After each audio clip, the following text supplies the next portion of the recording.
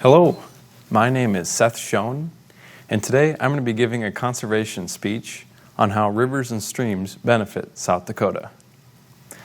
When I was about 11 years old, I really enjoyed playing in our creek bank located at our ranch near the Little White River.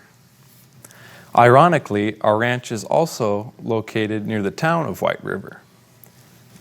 My brothers and I would enjoy building little dams made out of sticks and mud in the bottom of our creek. This would create quite a barrier until the water either spilled over or broke through.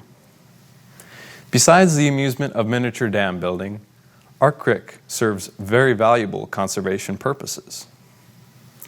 During the summer months, our sheep and cattle need to drink out of the creek. Usually it dries up by midsummer though. As the water level gets lower and lower, there will still be mud in the bottom of the creek. In this mud, trees such as sandbar willows and Russian olives like to grow. These trees will provide habitat for native species of wildlife, such as birds and bugs, who enjoy the shade. These trees' roots will also help to bind the soil together and prevent sediment from washing away down the creek into the Little White River. One thing I have noticed over the years is that the sides of our creek banks have become increasingly less steep. This is the result of proper grazing techniques, such as rotational grazing.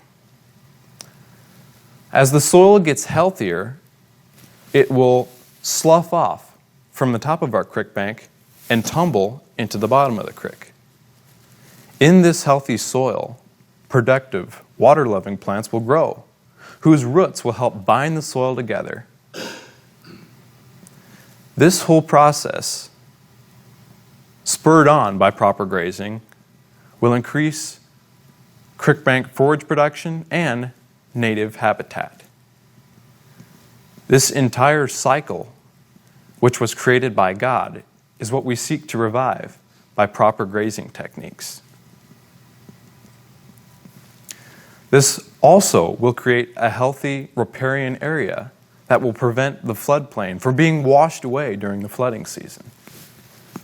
Speaking of the flooding season, it usually occurs during March or April. And this is the result of snowmelt and rain that flows into our creek from deep woody draws upstream. As this water rushes down the creek, it rips out sediment and forage and pushes it down into the river. Each year, as proper grazing techniques are followed, this problem is slowly being eradicated. Another thing that creeks and riverbanks do are preserve history for future generations. They are the deposits of countless historical artifacts and fossilized creatures. Creek and river mud preserve fossils. For instance, my family and I have found the bones of a horse 3 or 4 feet beneath the surface along our creek bank.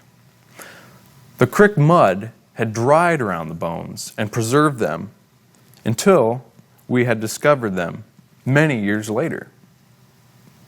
Shells and fossils are also preserved by river mud as the sides of the river continue to slough off, thus exposing more and more bones. Creeks and riverbanks preserve history for future generations and prevent fossils from being lost forever. I also really enjoy riding my horse along the Little White River located near our house. I know where the habitats of many native species of wildlife are. For instance, I know exactly where a bald eagle likes to perch in the top of a tall cottonwood tree.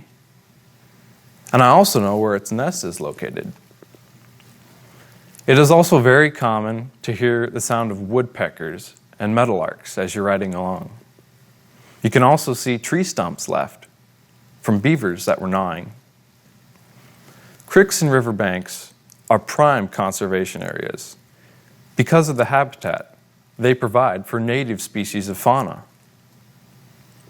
It is very enjoyable to sit underneath the shade of a tall cottonwood tree and listen to the wildlife noises as your horse is munching grass nearby.